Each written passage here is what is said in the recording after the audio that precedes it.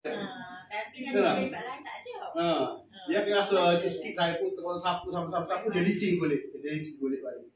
Tapi mata saya kalau saya tak pakai spek, mesej tak dibaca. Betul? Memang tak dibaca langsung mesej saya. Dia jadi berala. Dia jadi macam-macam dia baca. Saya kat ejah tak dibaca.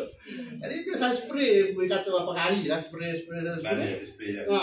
Malam rumah tu spray, petang tu itu pun saya jumpa tu pun saya spray. Saya bubuh dalam botol air mur.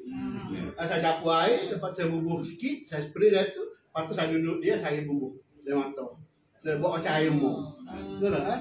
Saya pun dekat telefon tu, WhatsApp tu. Baca mesej tu.